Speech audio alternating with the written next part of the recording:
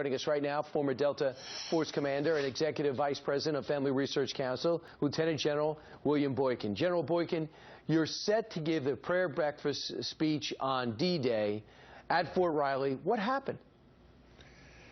Well, as you said, this Military Religious Freedom Foundation, which is a radical anti-Christian atheist group, protested the fact that I was there, and the installation canceled my visit. Now, I want you to think about this, Brian.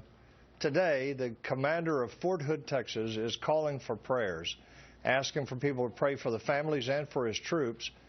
And the commander of Fort Riley, Kansas, is canceling a prayer breakfast, denying his soldiers the opportunity to attend a prayer breakfast about the faith of the soldier. So Major General Grimsby, I believe, is in charge. Do you blame him?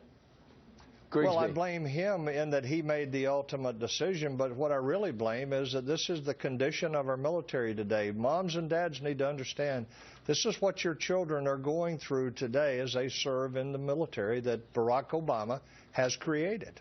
Well, they label you, they say, oh, General Boykin, we got to cancel him. He's anti-gay and anti-Muslim. What's your reaction to that?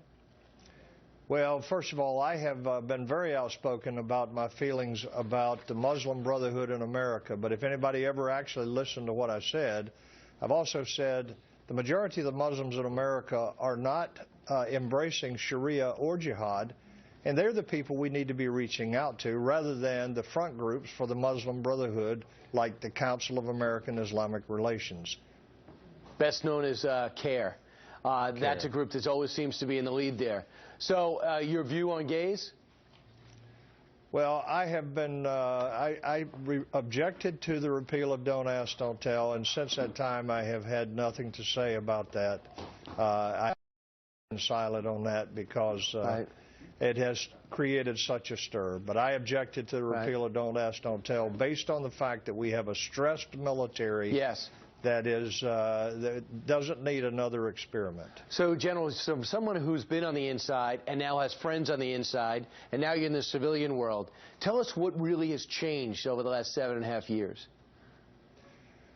Well, our military's readiness has declined drastically. You know, right now we have a military that is demoralized, a military that doesn't have the equipment that they need. You've even done shows on cannibalization of airplanes to keep others flying.